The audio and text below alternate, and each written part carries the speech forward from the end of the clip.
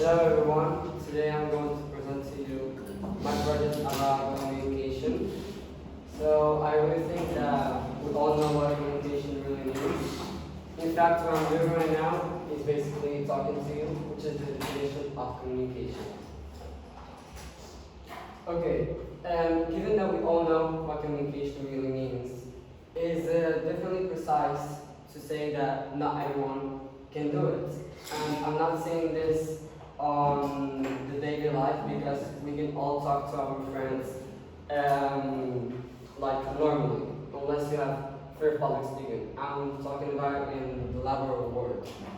So the reasons why people can't actually do it in the laboral world are either because they have a lack of confidence, or because they can speak a language properly, or because they can speak it at all, or because of galactophobia, which is basically the fear of public speaking. And just as a fun fact, that phobia is the most common phobia of them all. It is a phobia that everyone actually shares. It's in our inner selves, just a little bit deeper down. And then there are the different kinds of communication. I'm gonna try to make a mental scheme for you. So we have types of communications. On the one hand, we have non-verbal and verbal, and both of them can be online or face-to-face. The verbal can be oral or written. And on the other side, we have the based on style and purpose. So obviously, you won't be talking to your boss or to your colleagues in the company the same way you talk to your friends. And the way you talk to someone really important is going to be formal and elegant and stylish. And to your friends, you will just talk like casually, informally, okay? And moreover, it exists the non-human communication, which is basically communicating with living beings that are not human. For example, when a dog barks to another dog, or for example, when birds chirp for claiming territorial boundaries. Now that I've talked about these points which are not that important, I'm going to talk about the main points of my project that are the rights on the bar. The first point is communication in the laboral world. So obviously, if there is communication in the laboral world, there will be productivity because let's provide an example. If you work in a company and you spend like 5 or 10 minutes talking to your boss or to your colleagues about what you will be doing for the next hours of the job, then you won't waste a lot of time, and in that company there will be a lot of productivity.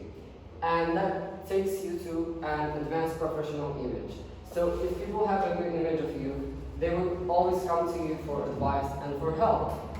And that builds also confidence. So we can see that all these three are kind of a process.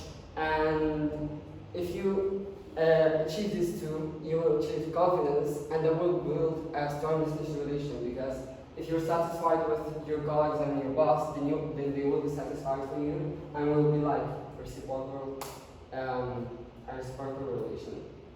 And that takes us to the fourth and final point, which is a strong decision making. If you are used to always managing this process in a good way, then you will be used to it and you won't waste a lot of time because it's just like the same decision, always the same decision. Now, this disadvantages of communication. So let's keep up with the example that I gave in a company.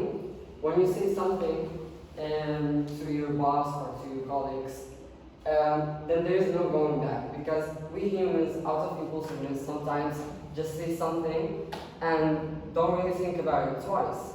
So that's just like a human mistake. And that also has a relation with misunderstandings. Our languages are obviously so extent and the vocabulary is vast. So if you actually say something, it can be mistaken by another thing, or it can be diverted into gossiping, because if we talk a lot, if we spend more than 10 minutes talking about the management, then the conversation can lead to what you were doing yesterday. and that is not advantageous if you're working in a company you want to waste time. And finally, we have the interpersonal communication, which is personally the most important one for me. Because if you don't even know how you feel, you don't even know your thoughts, and you don't understand yourself, then how are you supposed to communicate with others? It just doesn't make sense. And that's why I think that this point is just like really important, because you can make another whole project about this one. And thank you.